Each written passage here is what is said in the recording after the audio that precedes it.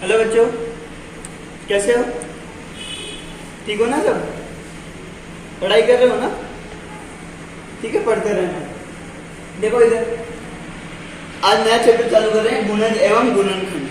क्या नाम है? गुणज एवं गुणनखंड। 3 चैप्टर अपन पढ़ चुके हैं। पहला क्या था? संख्या पद्धति वाला। दूसरा वो मूलभूत संख्याएं वाला, जिसमें प्लस माइनस मल्टीप्लाई डिवाइड था। तीसरा अपन ने क्या देखा था? निकटीकरण वाला, है ना, जिसमें दहाई तक, सैकड़े तक, हजार, करोड़, लाख, इनको निकटीकरण करना था। आसान चैप्टर था वो। ठीक है, अगला है गुणज एवं गुणनखंड। ये चैप्टर बहुत इंपॉर्टेंट है। क्यों? क्योंकि तुमने वो एलसीएम किया है ना, कभी किया है ना पिछली क्लास में, वो इसी चैप्टर में आते हैं और ये एग्जाम में बहुत ज्यादा पूछा जाता है।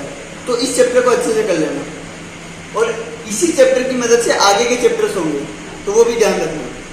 तो ये चैप्टर ध्यान से पढ़ना। ठीक है, स्टार्ट करते हैं।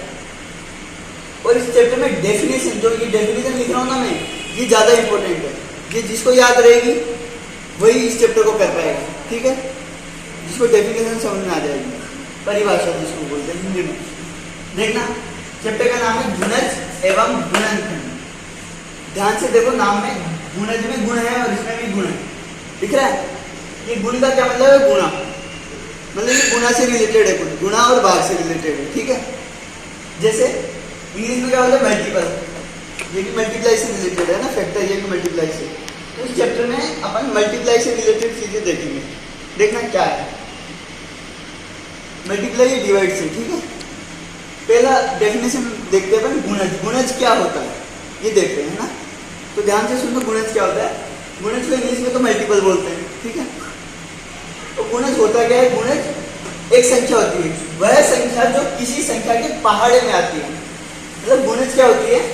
गुणज एक ऐसी संख्या होती है जो किसी दूसरी संख्या, जो किसी संख्या के पहाड़े में आती है, मतलब जो किसी की टेबल में आती है ना। गुणज क्या होता है? जो किसी की टेबल में आता है। जैसे मैं अगर 10 का गुणज बोलूं, तुम्हें 10 का गुणज बताओ। 10 का गुणज क्या होगा? जो 10 की टेबल में आता है। 10 की टेबल में क्या आता है? 10, 20, 30, 40, 50, ये सब आते हैं ना। तो ये इसके क्या हो जाएंगे? 10 के गुणज। ठीक है, जैसे बताओ 2 के गुणज क्या होते हैं? जो 2 की टेबल में आते हैं। ठीक है, 2 के गुणज देखो, 2, 4, 6, 8, 10, 12, 14, 16, 18, 20, 22, 24, 26, 28, 30। मतलब गुणज कभी रुकते नहीं, आगे चलते जाएंगे, क्योंकि टेबल कभी नहीं रुकती ना। तो 2 के गुणज 2 की टेबल में। मैं पूछूं 2 का सबसे पहला गुणज कौन सा है, तो क्या होगा? 2 1 जा 2। ठीक है, 2 का पहला गुणज कौन सा होगा? 2 1 जा 2। ठीक है, एक मिनट में आता हूं, है ना।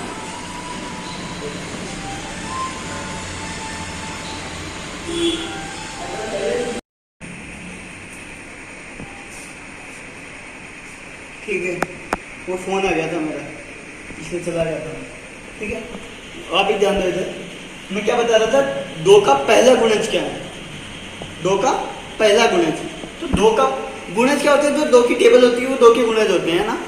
2, 4, 6, 8। तो सबसे पहला गुणज कौन सा हो गया? 2। सबसे पहला मल्टीपल क्या हो गया? 2। ठीक है ना, 2 1 जा 2। मतलब 1 से मल्टीप्लाई कर दोगे ना तो पहला गुणज आ जाएगा हमेशा। ठीक है, जैसे अगर 1 के गुणज लिखने हो तो 1, 2, 3, 4, 5, 6, 7, 8, 9, 10, 11, 12, 1000, करोड़ चलता रहेगा ये। ठीक है, अगर मैं 1 का 10वां गुणज पूछूं तो 10, 1 का 50वां गुणज पूछूं तो 50। मतलब जो 1 के गुणज क्या होते हैं? जो गिनती होती है ना, वही 1 का गुणज होते हैं ना। मतलब दुनिया का कोई भी नंबर ले लूंगा मैं, कोई भी पूर्ण संख्या ले, क्या कोई भी क्या बोलते हैं, प्राकृतिक संख्या ले लूंगा। जैसे मैंने बोली 18, तो वो 1 का गुणज होगा क्या? हाँ होगा। तो जितने भी नंबर है ना, वो सब 1 का गुणज होते ही होते हैं, क्योंकि सब 1 की टेबल में आते हैं। ठीक है, 1 की टेबल में आने वाले नंबर क्या होते हैं? 1 के गुणज। 2 की टेबल में आने वाले नंबर 2 के गुणज। ठीक है, ऐसे ही 3 के गुणज क्या होंगे? जो 3 की टेबल में आएंगे। जैसे 3 1 जा 3, 3 2 जा 6, 3 3 जा 9, 3 4 जा 12, ऐसे 15, 18 ऐसे चलता जाएगा। तो अगर मैं बोलूं 3 का तीसरा गुणज कौन सा है? 3 का तीसरा गुणज क्या होगा? 3 3 जा 9। ठीक है, मैं अगर बोलूं 3 का पहला गुणज कौन सा है? बताओ 3 का पहला गुणज, तो पहला गुणज क्या है? 3 1 जा 3। ठीक है, अगर मैं बोलूं कि 3 के शुरू के 3 गुणज लिखो, शुरू के 3 गुणज क्या होंगे? 3, 6 और 9। आई बात समझ में? मतलब गुणज मतलब उसकी टेबल में आने वाले, 3 के गुणज मतलब जो 3 की टेबल में आते हैं। ऐसे 15 के गुणज बोल रहा हूँ मैं, तो 15 के गुणज क्या होंगे? 15 की टेबल में आने वाले, 15, 30, 45, 60, ठीक है। 20, अब मैं बोलूँ 20 का दूसरा गुणज लिखो। क्या बोला मैंने? 20 के गुणज नहीं बोले, 20 का दूसरा गुणज बोला है। तो 20 को किससे गुणा करोगे? 2 से, ठीक है। 20 गुणा 2 40। आई बात समझ में? 20 का दूसरा गुणज 40, ठीक है। एक बात ध्यान दो, मैंने जब 2 का गुणज बोला तो कहां से शुरू हुआ? 2 से, ठीक है। मैंने 1 का गुणज बोला तो 1 से शुरू हुआ। मैंने 3 का गुणज बोला तो 3 से शुरू हुआ, 3, 6, 9। मैंने 15 का गुणज बोला तो 15 से शुरू हुआ। मतलब सबसे पहला गुणज क्या होगा? वो खुद ही होगा, है ना। खुद वंजा खुद ही आता है, खुद वंजा खुद ही आता है ना हमेशा। तो मतलब खुद तो हमेशा खुद का गुणज होगा ही होगा। आई बात समझ में? मतलब मैं बोलूं क्या 25 का गुणज है? तो हाँ है, ठीक है। इधर ध्यान देना, क्वेश्चन ऐसे भी आ सकता है कि चाहे 8 3 का गुणज है, 8 3 का गुणज है? नहीं है ना। 8 3 का गुणज नहीं है ना। 3 के गुणज क्या है? 3, 6, 9, 8 नहीं आता 3 के गुणज में, ठीक है। आई बात समझ में? तो तुम्हें ऐसे ही पूछ सकते हैं कि क्या 8 3 का गुणज है? तो तुम्हारा जवाब क्या होगा? नहीं है। तो गुणज लिख लोगे तुम लोग? ध्यान दो, जो 2 के गुणज है वो हमेशा 2 से चालू हो रहे हैं, उससे आगे बढ़ते जा रहे हैं, कभी छोटा नहीं आ रहा, नहीं आ रहा ना। 1 का गुणज 1, 2, 3, 4, 1 से छोटा नहीं आ रहा। 3 का गुणज 3, 6, 9, 12, 3 से छोटा है क्या? कुछ नहीं है ना। 15 के गुणज में भी नहीं है। मतलब किसी का भी गुणज खुद से छोटा नहीं हो सकता, लेकिन खुद हो सकता है, और खुद तो हमेशा ही होता है, ठीक है। खुद का गुणज तो हमेशा ही होगा, और खुद से छोटा कभी नहीं होगा। तो ये स्टार लगा के पॉइंट लिख लो अपनी कॉपी में। किसी संख्या का गुणज हमेशा खुद या खुद से बड़ा होता है। क्या लिखा है? किसी संख्या का गुणज, किसी भी संख्या का गुणज या तो खुद होता है या खुद से बड़ा होता है, ठीक है। या तो खुद होगा या खुद से बड़ा होगा। 3 का गुणज या तो 3 खुद होगा या 3 से खुद बड़ा होगा। 6, 9, 12 छोटा नहीं हो सकता, कभी भी छोटा नहीं हो सकता गुणज। गुणज कभी खुद से छोटा नहीं हो सकता, ठीक है। तो मैं अगर बोलूं 3 का सबसे छोटा गुणज क्या है? सबसे छोटा गुणज क्या है? 3 है। आई बात समझ में? 20 का सबसे छोटा गुणज क्या है? 20 है। तो खुद का सबसे छोटा गुणज वो खुद ही होगा हमेशा। आई बात समझ में? गुणज क्या होता है? गुणज वो नंबर होते हैं जो टेबल में आते हैं, है ना। मतलब गुणज हमेशा बड़े ही होते हैं, ध्यान रखिए। जो टेबल में आते हैं वो या तो बराबर होंगे या बड़ा होगा। आई बात समझ में? समझ आया? चले आगे। ये एक बार खुद पढ़ के देखना, सही से पढ़ना, लेकिन सिर्फ छापना जरूरी नहीं, समझना जरूरी है इसको, ठीक है ना। समझना ध्यान से। अगला देखो, अगला टॉपिक क्या है? गुणनखंड। नीचे बैठ रहा हूं मैं। अगला टॉपिक क्या है? गुणनखंड, जिसको इंग्लिश में क्या बोलते हैं? फैक्टर, ठीक है। फैक्टर क्या होता है? गुणनखंड क्या होता है? देखो, गुणनखंड, खंड का मतलब क्या होता है? खंड। खंड सुना है तुमने कभी? नहीं सुना। खंड मतलब होता है टुकड़े। टुकड़े क्या होता है? टुकड़े। तुमने सुना है खंडहर? खंडहर सुना ना कि ये खंडहर में गए थे हम। मतलब खंडहर वो जगह होती है जो टूटी फूटी जगह होती है, जो टूटा फूटा घर होता है उसे खंडहर बोलते हैं ना। तो खंड जो है, गुणनखंड मतलब टुकड़े, गुणा के टुकड़े। मतलब किसी नंबर के टुकड़े कर दो तो वो गुणनखंड बन जाता है ना। जैसे कि इसकी डेफिनेशन क्या होती है? इंग्लिश में तो फैक्टर बोलते हैं। डेफिनेशन क्या होती है? वह संख्या जिसके पहाड़े में दी गई संख्या आती है वह उसका गुणनखंड होती है। गुणनखंड क्या होती है? गुणनखंड वो नंबर होता है जो वो नंबर होता है जिसकी टेबल में वो नंबर आता है। जैसे मैं 8 का गुणनखंड बोलूं तुम्हें, है ना, तो 8 का गुणनखंड क्या होगा? 8 का गुणनखंड वो नंबर होगा जिसके पहाड़े में 8 आता है।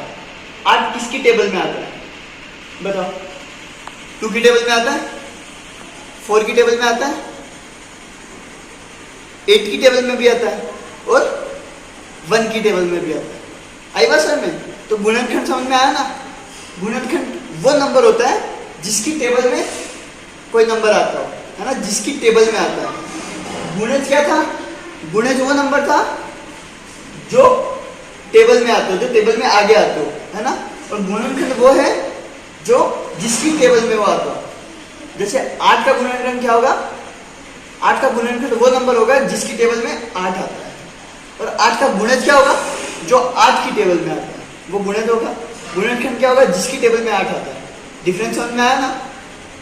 ध्यान से देखो। तो गुणनखंड वो नंबर होता है जिसकी टेबल में कोई नंबर आता है, ठीक है। जैसे अगर मैं 2 का गुणनखंड बोलूं, किसका?